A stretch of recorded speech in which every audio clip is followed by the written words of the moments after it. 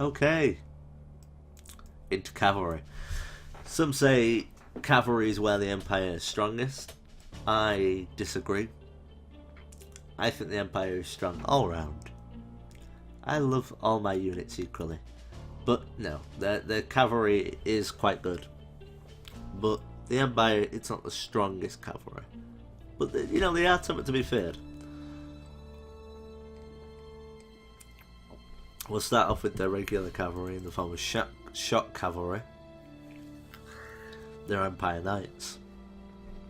They're armoured and shielded, so they can block quite a lot of damage as long as it's armour piercing. And they're blocking missile damage as well. Well, a bit of it.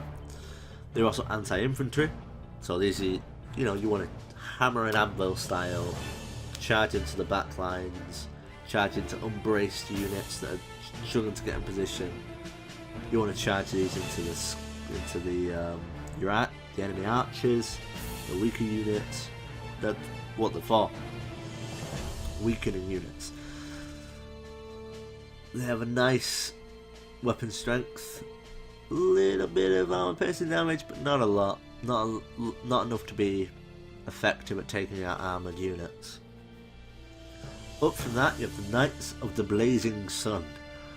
These came with the Grim and the Grave DLC, as did the Free Company Militia, I believe.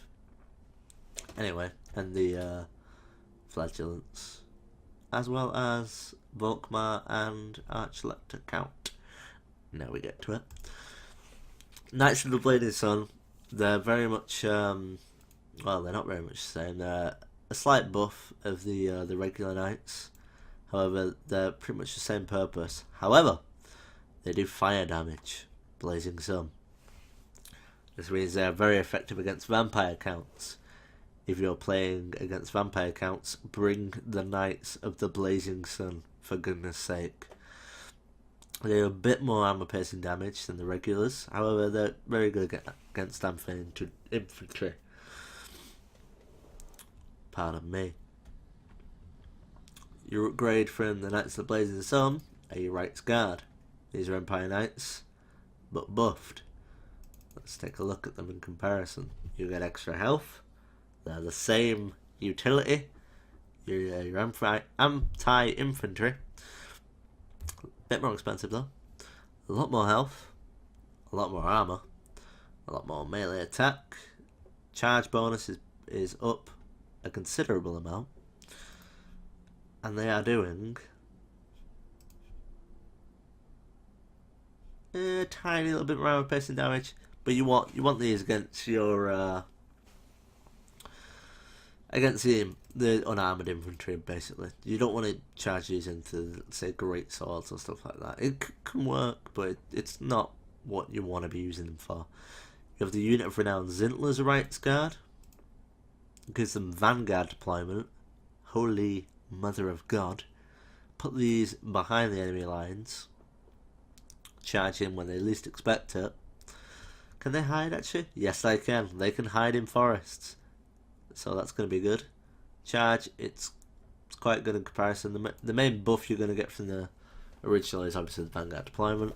You get extra leadership, extra melee attack, and extra melee defense.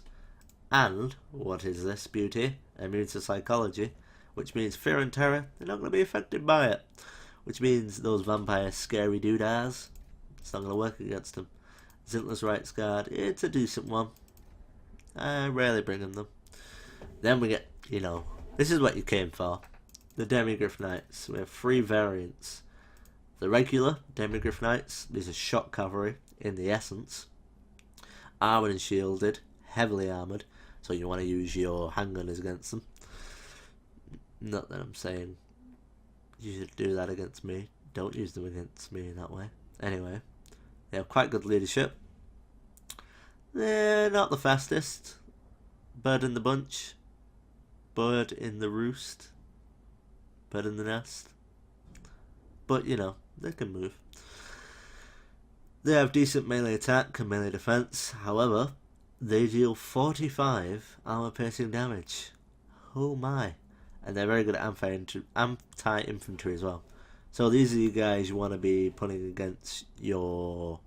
These are the guys you want to be charging into the great swords. These guys. They can clean up and they have a hefty charge bonus. Let's compare that to the Rights Guard. It's not as much actually. It's less. But if you look at all the other stats, you know, you're getting a big buff overall. So the Demi-Gryphs, they don't have a bigger charge bonus, but they have more staying power. And that's something very useful for me, because I like to micromanage everything. And I can't micromanage everything because I'm not a god.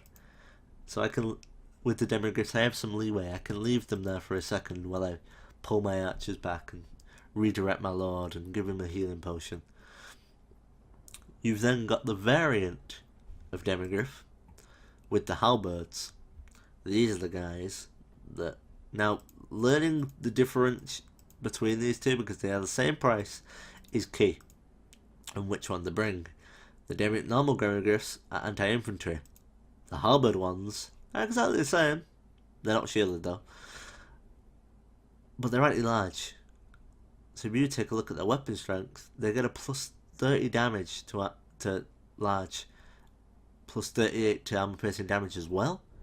These things are going to destroy Ragnarok spiders. Very large, very armoured, very dangerous. They have buffs, basically, to their charge bonus, the weapon strength, the melee defense, and the melee attack. They lose the shielded. Oh no, they get debuffs to all that. The swordsmen have the better of that. But at the same time, the anti-large can be very useful for taking out those high value targets. You're talking your giants, your Ragnaroks, your Valgoofs, and your Cygors. Then of course you've got this beauty down here. The Royal Outdoor Gryphites, which are essentially, I believe they have halberds, so they are the halberd unit of renown from the Grim and the Grave DLC. Armoured, armour piercing, anti-large, terror. Now, the regular ones caused fear. These ones cause terror. So let's double checking on what terror is. So, it can cause terror, making its melee target rout. Units that cause terror are immune to terror. So, these are very good against your scary armies. Like I say, vampire counts, very useful. But they can also scare things, so, you know, you're losing that on them. Use these against greenskins, which have quite low leadership or morale. And this is going to do some work, especially against your giants and trolls, because they have all that anti-large and armor piercing. So these guys are very nice. Then you bring us to the Missle Cav, which I don't tend to bring a lot. I don't like micromanaging them, because I have to micromanage every single aspect of my army. So it just adds to the list. That being said, it depends on what I'm facing. If I'm facing dwarves, I might bring a unit or two of outriders, and I'll get to that in a second. Pistoliers, very fast. Vanguard deployments, you can hide them. But they're weak against armour, so you want to stick them against your basic infantry. Quite slow reload time as well. 8.1 seconds. But they can fire twice per volley, so that's alright, I guess. But 12 damage, yeah, they're kind of weak. They can fire whilst moving, though. That's quite good. They're quite... Oh, I remember, actually. They're quite annoying if you're using them against your cavalry. Especially if you've got Empire Knights, because look at that speed debuff. Well, not debuff.